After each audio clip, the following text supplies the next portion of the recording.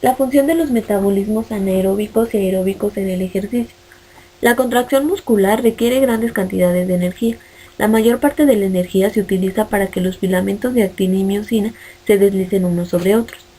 La energía que impulsa la contracción muscular proviene del ATP. La velocidad de la hidrólisis del ATP aumenta más de 100 veces en un músculo esquelético, que se somete a la contracción máxima en comparación con ese mismo músculo en reposo. Las células musculares contienen una reserva de fosfato de creatinina, uno de los compuestos con mayor potencial de transferencia de fosfato que el ATP, por lo que puede usarse para generar ATP en la reacción siguiente. Fosfato de creatinina más adenosindifosfato da como resultado creatinina más adenosintrifosfato. Los músculos esqueléticos tienen suficiente fosfato de creatinina almacenado para mantener niveles altos de ATP durante unos 15 segundos. Como las células musculares tienen un suministro limitado de ATP y fosfato de creatinina, se infiere que la actividad muscular intensa o sostenida requiere la formación de mayores cantidades de ATP, que deben obtenerse por metabolismo oxidativo. Los músculos esqueléticos humanos están formados de dos tipos generales de fibras: las fibras de sacudida rápida, que pueden contraerse con gran rapidez, y las fibras de sacudida lenta, que se contraen con más lentitud. Las fibras rápidas se ven casi carentes de mitocondrias, lo cual indica que son incapaces de producir mucho ATP mediante la respiración aeróbica. Las fibras lentas contienen grandes cantidades de mitocondrias. Estos dos tipos de fibras de músculo esquelético son adecuadas para distintos tipos de actividades. Las fibras rápidas producen casi todo su ATP en forma anaeróbica, mediante la glucólisis. Las reacciones de la glucólisis son mucho más rápidas que las del ciclo del TCA y el transporte de electrones. Por consiguiente, la velocidad de producción anaeróbica de ATP es mayor que la alcanzada por la respiración aeróbica. Los problemas para producir ATP por glucólisis son el uso rápido de la glucosa disponible en la fibra y la producción de un producto final indeseable, el ácido láctico.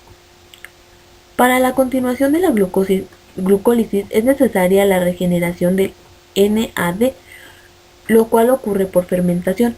Las células musculares generan el NAD a través de la reducción del piruvato en ácido láctico.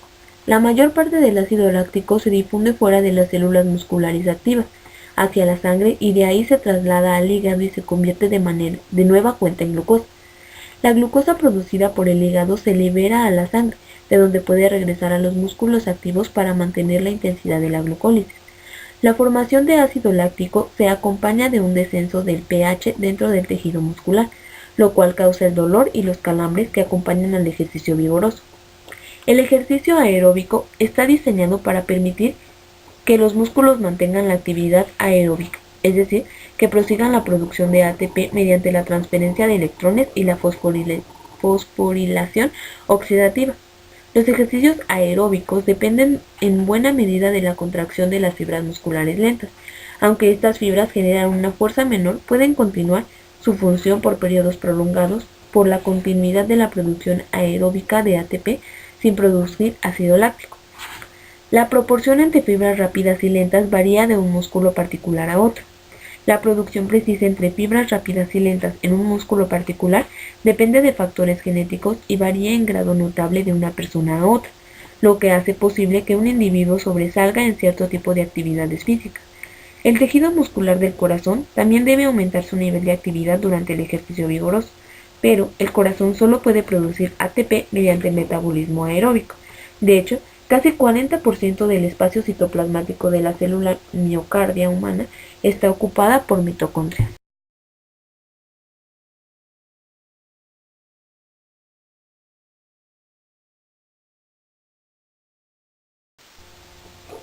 Ciclo celular. El ciclo celular es una secuencia ordenada de procesos mediante el cual las células somáticas duplican su contenido y se dividen en dos. Las células humanas tienen 23 pares de cromosomas. Se ha heredado un miembro de cada par de un progenitor. Los dos cromosomas que forman el par se denominan cromosomas homólogos u homólogos y contienen genes similares dispuestos en el mismo orden. En las mujeres, el par homólogo de cromosomas sexuales consta de dos cromosomas X grandes.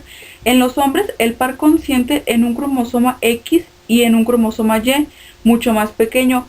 Como las células somáticas contienen dos juegos de cromosomas, se denominan células diploides y se les simboliza como 2N. Cuando una célula se reproduce, se replican todos sus cromosomas para que los genes pasen a la próxima generación de células.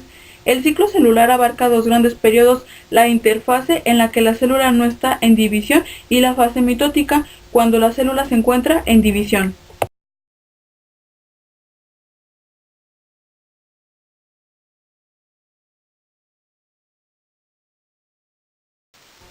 Interfase. Durante la interfase, la célula replica su ADN. También produce orgánulos adicionales y componentes citosólicos como anticipo de la división celular. La interfase es un estado de gran actividad metabólica. Durante este periodo, la célula experimenta su mayor crecimiento. La interfase presenta tres fases: G1, S y G2. La S se refiere a la síntesis del ADN. Las fases G son interrupciones en la duplicación del ADN. La fase G1 es el intervalo entre la fase mitótica y la fase S.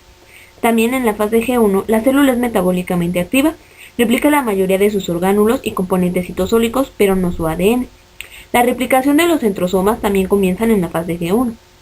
En una célula en la que cada ciclo dura 24 horas, la fase G1 dura entre 8 y 10 horas, aunque es bastante variable.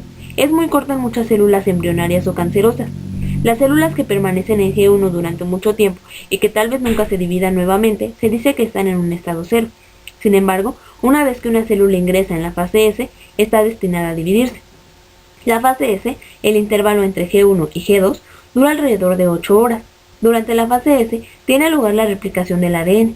Como resultado, las dos células idénticas que se forman durante la división celular tendrán exactamente el mismo material genético. La fase G2 es el lapso entre la fase S y la fase mitótica. Dura entre 4 y 6 horas.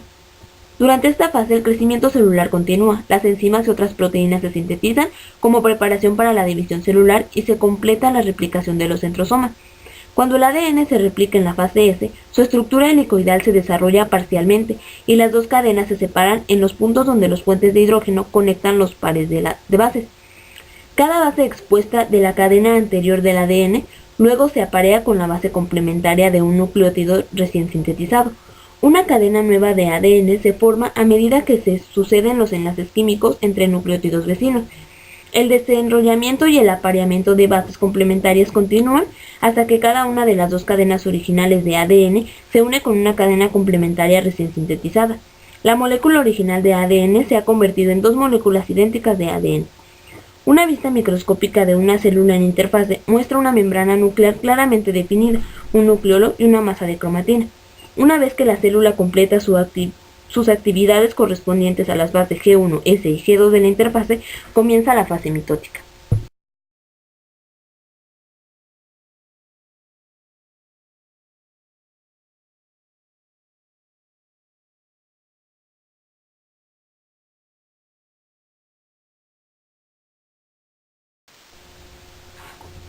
Fase mitótica. La fase mitótica consiste en la división nuclear o mitosis y en la división citoplasmática, que da origen a dos células idénticas. División nuclear, mitosis. Es la distribución de dos juegos de cromosomas en dos núcleos separados. El proceso da como resultado la repartición exacta de la información genética. Profase. Durante la profase temprana, las fibras de la cromatina se condensan y acortan para formar los cromosomas.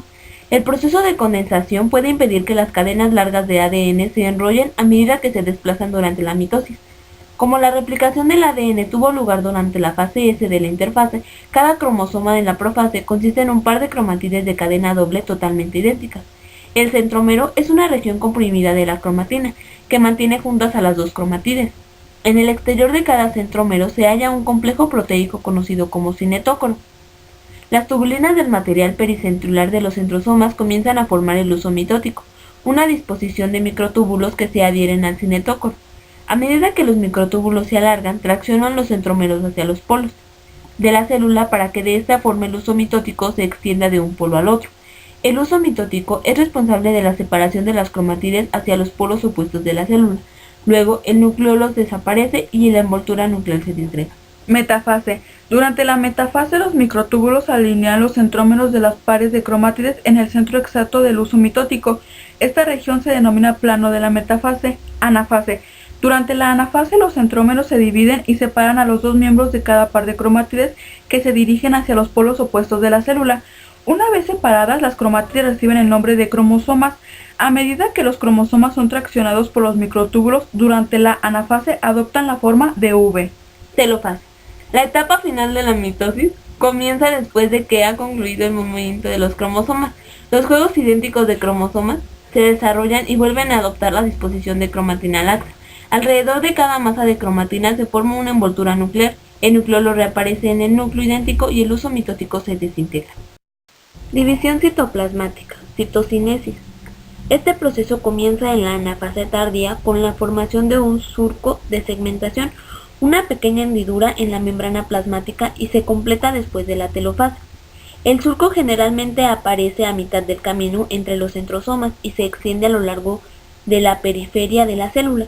Los microfilamentos de actina que están justo por dentro de la membrana plasmática forman un anillo contráctil que tracciona la membrana llevándola progresivamente hacia adentro.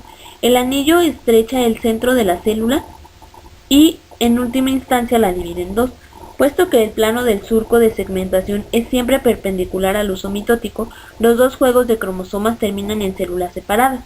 Cuando la citocinesis se completa, comienza la interfase.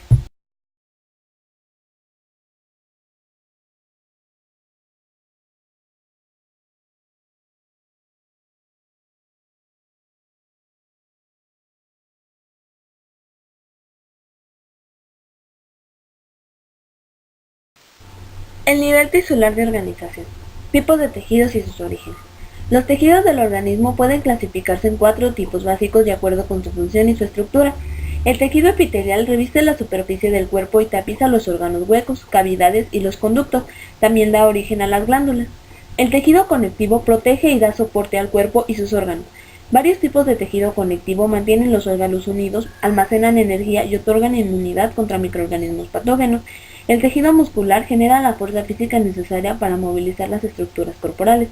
El tejido nervioso detecta cambios en una gran variedad de situaciones dentro y fuera del cuerpo y responde generando potenciales de acción que contribuyen a mantener la homeostasis. Los tejidos del cuerpo se desarrollan a partir de 3 capas germinativas diferentes. Las primeras formaciones tisulares en el embrión humano son el ectodermo, el endodermo y el mesodermo. El tejido epitelial deriva de estas 3 capas germinales. Todos los tejidos conectivos y la mayoría de los tejidos musculares derivan del mesodermo. El tejido nervioso deriva del ectodermo.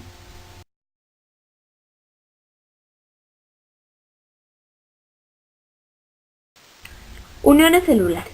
Las uniones celulares son puntos de contacto entre las membranas plasmáticas de las células. Hay 5 tipos. 1. Uniones estrechas. Las uniones estrechas son una especie de red de proteínas transmembrana que fusionan las caras laterales de las membranas plasmáticas celulares adyacentes. 2. Uniones de adherencia. Las uniones de adherencia o intermedias contienen la placa, una densa capa de proteínas en el interior de la membrana plasmática que se une a proteínas de membrana y a microfilamentos del citoesqueleto. 3. Desmosomas. Como las uniones de adherencia, contienen una placa y glucoproteínas transmembrana que se extienden en el espacio intracelular entre las membranas de dos células adyacentes y las unen. 4. Hemidesmosomas. No unen células adyacentes, pero sí unen a la membrana basal. Las glucoproteínas transmembrana en los hemidesmosomas son integrinas en lugar de cadeína. 5. Uniones de hendidura. En las uniones de hendidura, las proteínas de membrana llamadas conexinas forman delicados túneles llenos de líquido denominados conexones, que comunican células vecinas.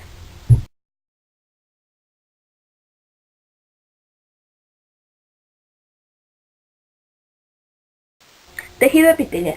El tejido epitelial o epitelio está constituido por células dispuestas en capas continuas de una forma simple o estratificada. Las diferentes superficies de las células epiteliales tienen distintas estructuras y funciones especializadas. La cara apical de una célula epitelial está dispuesta hacia la superficie del cuerpo. Puede contener cilios o microvellosidades. Las caras laterales de una célula epitelial enfrentan las células adyacentes a cada lado. Pueden contener uniones estrechas, adherentes, desmosomas y uniones en hendidura. La cara basal de una célula epitelial es la opuesta a la apical. Cuando se trata de epitelios estratificados, el término capa apical hace referencia al plano superficial de células y el de capa basal el plano más profundo. La membrana basal es una fina capa extracelular constituida por la lámina basal y la lámina reticular. La lámina basal está muy próxima a las células epiteliales y es secretada por estas. Contiene proteínas como colágeno y laminina, al igual que glucoproteínas y proteoglucanos. La lámina reticular se encuentra más cerca del tejido conectivo y contiene proteínas fibrosas sintetizadas por las células del tejido conectivo, denominadas fibroblastos. La membrana basal sirve como punto de fijación y como soporte de los tejidos epiteliales que están por encima. Epitelio de cobertura y revestimiento. Disposición celular en capas. Las células de epitelios de recubrimiento se disponen en una o más capas según la función que desempeña el epitelio. Formas celulares. Las células pavimentosas se disponen como las baldosas de un piso y son delgadas, lo cual permite el paso rápido de sustancias. Las células cúbicas pueden tener microvillosidades en la superficie apical y participar tanto en la absorción como en la secreción. Las células cilíndricas o columnares son más altas que anchas y protegen a los tejidos subyacentes. La superficie apical puede tener cilios o microvillosidades y a menudo se especializan en la absorción y la secreción. Las células de transición cambian su forma de planas a cúbicas en órganos como la vejiga urinaria, que se extiende a un tamaño mayor y después se vacía y adquiere un tamaño más pequeño. Combinando las dos características, los tipos de epitelios de cobertura y revestimiento son los siguientes. Número 1. Epitelio simple. Epitelio pavimentoso simple. Este tejido consiste en una única capa de células aplanadas que se asemeja a un piso de mosaicos si se mira desde la parte apical. Epitelio cúbico simple. La forma cúbica de las células en este tipo de tejido es obvia cuando el tejido se secciona y mira desde los lados. Epitelio cilíndrico simple. Las células de este epitelio parecen columnas con núcleo ovoides en posición basal. El epitelio cilíndrico simple puede presentarse de dos formas. Epitelio cilíndrico simple no ciliado. Contiene dos clases de células: células epiteliales cilíndricas con microvellosidades en la superficie apical y células calciformes. Epitelio cilíndrico simple ciliado. Contiene células cilíndricas con cilios en la cara apical. En algunas partes de las vías respiratorias superiores hay células calciformes intercaladas a lo largo del epitelio cilíndrico. Número 2. Epitelio cilíndrico pseudoestratificado. El epitelio cilíndrico ciliado pseudoestratificado, las células que se extienden hasta la superficie apical secretan moco. El epitelio cilíndrico pseudoestratificado no ciliado contiene células sin cilios y carece de células calciformes. Número 3. Epitelio estratificado. Epitelio pavimentoso estratificado. Las células de la capa apical de esta clase de epitelio son planas y las situadas en las capas más profundas varían entre cúbicas y cilíndricas. Epitelio cúbico estratificado. Es un tipo de epitelio en el cual las células de la capa apical son cúbicas. Epitelio cilíndrico estratificado. La capa basal suele presentar células bajas deformes irregulares. Solo la capa apical contiene células cilíndricas. Epitelio de transición. A medida que el tejido se destiende de las células, se aplanan y le dan el aspecto de un epitelio pavimentoso estratificado. A causa de su elasticidad, el epitelio de transición es el más apropiado para cubrir estructuras huecas sujetas a expansión desde el interior, como la vejiga urinaria.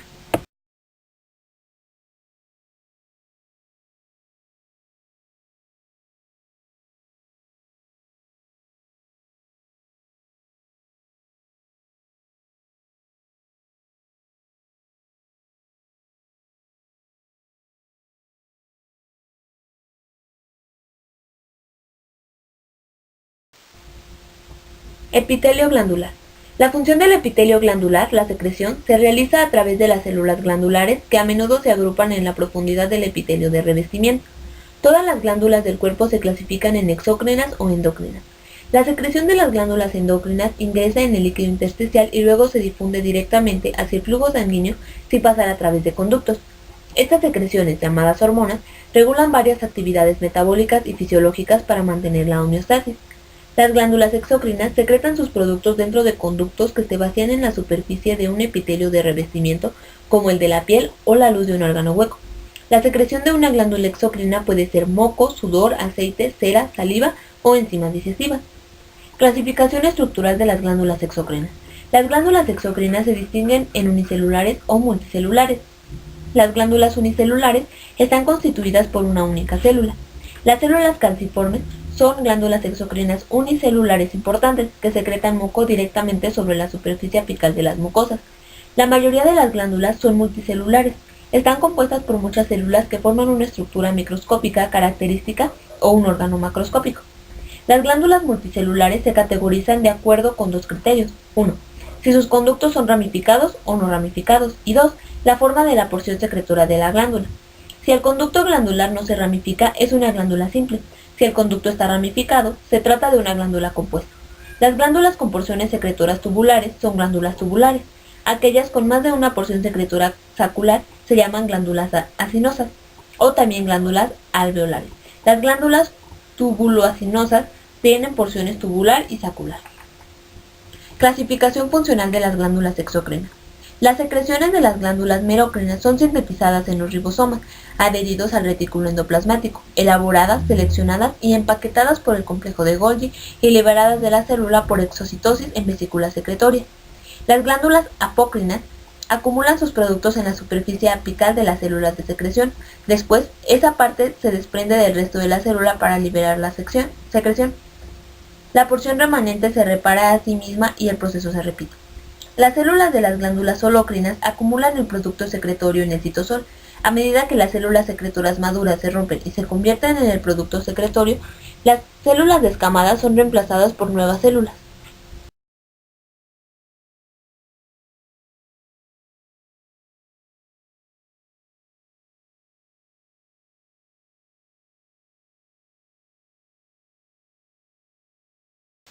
Tejido conectivo. El tejido conectivo es uno de los más abundantes y de más amplia distribución en el cuerpo humano. Mantiene unido, sostiene y refuerza otros tejidos corporales, protege y aísla órganos internos. El tejido conectivo consiste en dos elementos básicos, células y matriz extracelular. Las células del tejido conectivo varían de acuerdo con el tejido y son 1. Fibroblastos. Son células grandes y aplanadas con prolongaciones citoplasmáticas que se ramifican. Migran a través del tejido conectivo secretando fibras y sustancias fundamental de la matriz extracelular. 2. Macrófagos. Los macrófagos derivan de los monocitos, un tipo de leucocitos.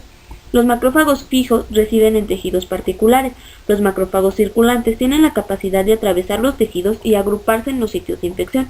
3. Células plasmáticas. Son pequeñas células que derivan de un tipo de leucocito denominado linfocito B. Se encuentran en diversas partes del cuerpo, pero la mayoría reside en los tejidos conectivos. También abundan en las glándulas salivales, ganglios linfáticos y médula ósea. 4. Mastocitos. Los mastocitos o células cebadas son abundantes a lo largo de los vasos sanguíneos que irrigan el tejido conectivo. 5. Adipocitos. También llamados células adiposas. Son las células del tejido conectivo que almacenan triglicéridos. 6. Leucocitos. No se encuentran en un número significativo en el tejido conectivo normal, pero en ciertas ocasiones migran hacia el tejido conectivo desde la sangre. La matriz extracelular del tejido conectivo tiene dos componentes principales, la matriz amorfa y las fibras. Matriz amorfa es el componente intracelular del tejido conectivo. También se llama la sustancia fundamental. Puede ser líquida, semilíquida, gelatinosa o calcificada. Da soporte a las células, las une entre sí, almacena agua y provee el medio a través del cual las sustancias son intercambiadas entre la sangre y las células. La sustancia fundamental contiene agua y moléculas orgánicas de gran tamaño. Fibras. Hay tres tipos de fibras que están incluidas en la matriz extracelular entre las células: colágenas, elásticas y reticulares. Su función es reforzar y dar sostén a los tejidos conectivos. Las fibras colágenas son fuertes y resisten las fuerzas de tracción, pero no son rígidas, lo cual le permite al tejido ser flexible. Las propiedades varían de un tejido a otro. Las fibras elásticas se unen y ramifican formando una red dentro del tejido. Son fuertes, pero pueden estirarse hasta el 150% de su longitud en relajación sin romperse. Las fibras reticulares son finos haces de colágeno con una cubierta glucoproteica que otorgan soporte en las paredes de los vasos sanguíneos y otorgan soporte y resistencia. Abundan en el tejido conectivo reticular y colaboran en la formación de la membrana basal. Clasificación de los tejidos conectivos. Hay dos clases principales de tejido conectivo, el embrionario y el maduro. El tejido conectivo embrionario está presente fundamentalmente en el embrión y en el feto. Un ejemplo de tejido conectivo embrionario que se encuentra casi exclusivamente en el embrión es el mesenquima, a partir del cual se originan más adelante todos los otros tejidos. Otro tipo de tejido embrionario es el tejido conectivo mucoso. El tejido conectivo mucoso es una forma de mesenquima que contiene fibroblastos muy dispersos, una matriz similar a la gelatina muy viscosa y fibras colágenas. La segunda subclase principal de tejido conectivo, el tejido conectivo maduro, está presente en el recién nacido.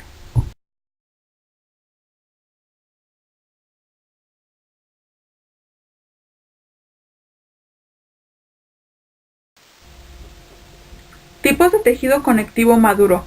Tejido conectivo laxo. Las fibras del tejido conectivo laxo están entrelazadas laxamente en el espacio intercelular. Los tipos de tejido conectivo laxo son: número 1. Tejido conectivo areolar. Es uno de los tejidos conectivos de más amplia distribución en el organismo. Número 2. Tejido adiposo. El tejido adiposo es un tejido conectivo laxo y sus células, llamadas adipocitos, están especializados en el almacenamiento de triglicéridos. El tejido adiposo se encuentra donde hay tejido conectivo areolar, actúa como aislante y de tal modo reduce la pérdida de calor a través de la piel. Es la principal reserva de energía y en general brinda soporte y protección a diversos órganos. Número 3. Tejido conectivo reticular. El tejido conectivo reticular se caracteriza por el delicado entrecruzamiento de fibras reticulares y células reticulares. Tejido conectivo denso. El tejido conectivo denso contiene fibras más gruesas, más numerosas y más densas que el tejido conectivo laxo. Existen tres tipos. Número 1. Tejido conectivo denso regular. En este tipo de tejido, los haces de fibrina colágena se disponen regularmente en patrones paralelos que le confieren al tejido una gran elasticidad. El tejido resiste la tensión a lo largo del eje fibrilar. Número 2. Tejido conectivo denso irregular. Contiene fibras colágenas dispuestas generalmente en forma irregular. Se encuentra en las partes del cuerpo donde las fuerzas de estiramiento se aplican en varias direcciones. Tejido conectivo elástico. Los haces de fibrina elásticas predominan en el tejido conectivo elástico y le dan a este tejido incoloro un tinte amarillento.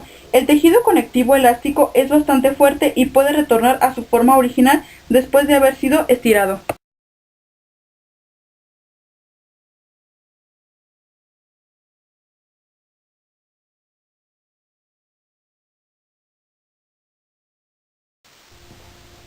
Cartílago. El cartílago es una densa red de fibras colágenas y elásticas incluidas firmemente en un condroitinsulfato, un componente de consistencia gelatinosa que forma parte de la matriz. Las células del cartílago maduro, denominadas condrocitos, se presentan aisladas o en grupos sin espacios, llamados lagunas, en la matriz extracelular. Una membrana de tejido conectivo denso irregular, el pericondrio, cubre la mayor parte de la superficie del cartílago. Existen tres tipos de cartílago. 1. Cartílago hialino. El cartílago hialino contiene un gel elástico como matriz amorfa y se presenta como una sustancia blanco-azulada brillante. El cartílago hialino es el más abundante en el cuerpo y también el más débil de los tres tipos de cartílago. Fibrocartílago. 2. Fibrocartílago. Los condrocitos están dispuestos a lo largo de haces visibles de fibras colágenas situadas dentro de la matriz fibrocartilaginosa. El fibrocartílago se halla en los discos invertebrales, la formación circular que se encuentra entre las vértebras.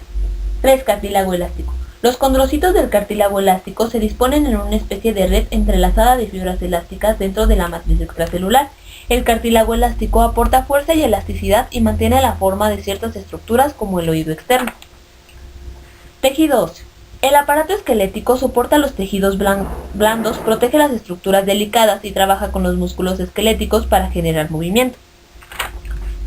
La unidad fundamental del hueso compacto es la osteona o sistema aversiano. Cada osteón consta de 4 partes. 1. Las laminillas son anillos concéntricos de matriz extracelular constituidos por sales minerales que le otorgan rigidez al hueso. 2. Las lagunas son pequeños espacios entre las láminas que contienen células óseas maduras denominadas osteocitos. 3. Desde las lagunas se proyectan canalículos, redes de diminutos canales que contienen las prolongaciones de los osteocitos. 4. Los conductos centrales contienen vasos sanguíneos y nerviosos. Tejido conectivo líquido. Tejido sanguíneo. El tejido sanguíneo es un tejido conectivo con una matriz extracelular líquida llamada plasma. Suspendidos en la sangre se hallan los elementos figurados, glóbulos rojos, glóbulos blancos y plaquetas. Los glóbulos rojos transportan oxígeno hacia todas las células del cuerpo y extraen de ellas dióxido de carbono. Los glóbulos blancos llevan a cabo la fagocitosis e intervienen en la inmunidad y las reacciones alérgicas. Las plaquetas participan en la coagulación de la sangre. Linfa. La linfa es un líquido extracelular que fluye dentro de los vasos linfáticos. Es un tejido conectivo constituido por varios tipos de células suspendidas en una matriz extracelular, transparente similar al plasma sanguíneo, pero con un contenido con menos proteínas. La composición de la linfa varía de una parte del cuerpo a otra.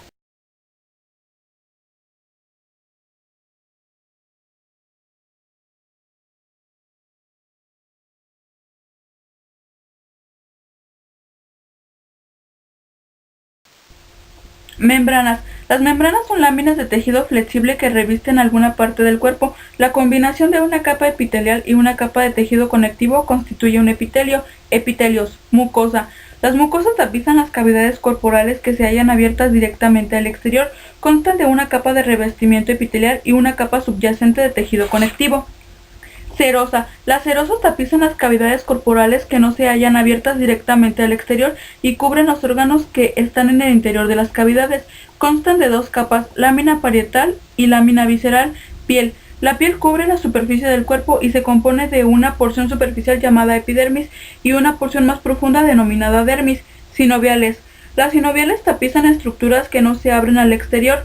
Las sinoviales carecen de epitelio y por esta razón no son tejidos epiteliales. Tejido muscular. El tejido muscular está constituido por células alargadas que se denominan fibras musculares, las cuales utilizan ATP para generar fuerza. De acuerdo con su localización y ciertas características estructurales y funcionales, el tejido muscular se clasifica en tres tipos. El tejido muscular esquelético se denomina así porque está unido a los huesos del esqueleto. El tejido muscular cardíaco forma la mayor parte de las paredes del corazón. El tejido muscular liso se dispone en las paredes de las estructuras internas huecas como vasos sanguíneos, vías aéreas, tubo digestivo, vesícula biliar y vejiga urinaria. Tejido nervioso. Solo tiene dos tipos principales de células, las neuronas y las células de la neuroglía. Las neuronas transforman el estímulo en señales eléctricas llamadas potenciales de acción y los conducen hacia otras neuronas. El cuerpo celular contiene el núcleo y otros orgánulos. Las dendritas son prolongaciones celulares cortas, muy ramificadas y fusiformes. Representan la principal estructura receptora de la neurona. El axón es una estructura neuronal única, delgada y cilíndrica que puede ser muy larga. Representa la función eferente neuronal que conduce los impulsos nerviosos hacia otra neurona o hacia algún otro tejido. Aunque las células de la neuroglía no generan ni conducen impulsos nerviosos, tienen muchas funciones importantes. Células excitables. La excitabilidad eléctrica es la capacidad de responder a cierto estímulo generando una señal eléctrica como potenciales de acción. Como consecuencia de su excitabilidad eléctrica, las neuronas y las células musculares son consideradas células excitables. Reparación tisular, restablecimiento de la homeostasis. Número 1. La reparación tisular es el reemplazo de células dañadas, envejecidas o muertas por otras nuevas. Número 2. Las células madre pueden dividirse para reemplazar las células perdidas o dañadas. Número 3. Si la herida es superficial, la reparación implica la regeneración parenquimatosa. Si el daño es importante, se desarrolla tejido de granulación. Número 4. La buena nutrición e irrigación son vitales para la reparación correcta de los tejidos. El envejecimiento y los tejidos. Los tejidos curan más rápidamente y dejan menos cicatriz en los jóvenes que en los adultos. Las operaciones realizadas en fetos no dejan cicatriz. El componente extracelular de los tejidos, como las fibras colágenas y elásticas, también se modifican con la edad.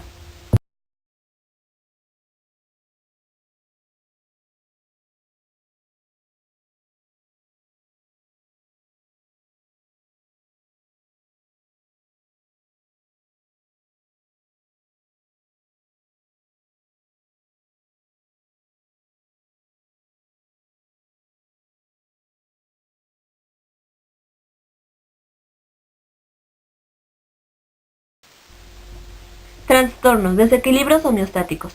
Las alteraciones del tejido epitelial son en general específicos de algunos órganos. Los trastornos del tejido conectivo más prevalentes son las enfermedades autoinmunes. Como el tejido conectivo es el más abundante y el de distribución más amplia en el organismo, de los 4 tipos de tejidos, sus alteraciones suelen repercutir sobre varios aparatos. Síndrome de Sjögren. El síndrome de Sjögren es un trastorno autoinmune común que causa la inflamación y la destrucción de las glándulas exócrinas, especialmente las glándulas lagrimales y salivales. Los signos clínicos son la sequedad ocular, bucal, nasal y de piel y la vagina, y el agrandamiento de las glándulas salivales. Los efectos sistémicos son la fatiga, artritis, dificultad para tragar, pancreatitis, pleuritis y dolor en los músculos y articulaciones. Afecta más a mujeres que a hombres en una reacción de 9 a 1. Alrededor de 20% de los ancianos experimentan algún signo del síndrome de Sjögren. El tratamiento comprende el uso de lágrimas artificiales para humedecer los ojos, ingestión de líquido, masticar goma de mascar con poca azúcar, el uso de un sustituto de la saliva para lubricar la boca y de cremas humectantes para la piel. Lupus sistémico eritematoso. El lupus sistémico eritematoso o simplemente lupus es una enfermedad inflamatoria crónica del tejido conectivo que aparece preponderantemente en las mujeres no blancas durante su edad fértil. Es una enfermedad autoinmune que puede causar daño tisular en todos los aparatos. La prevalencia es de aproximadamente 1 en 200,000 y las mujeres se ven más afectadas que los hombres en una porción de 8 o 9 a 1. Los signos y síntomas son dolor articular, fiebre moderada, fatiga, úlceras bucales, pérdida de peso, aumento de tamaño en los ganglios linfáticos y esplenomegalia, fotosensibilidad, pérdida rápida de gran cantidad de cabello y anorexia. A falta de un tratamiento curativo, la terapia es de apoyo y se basa en fármacos como la aspirina e inmunosupresores.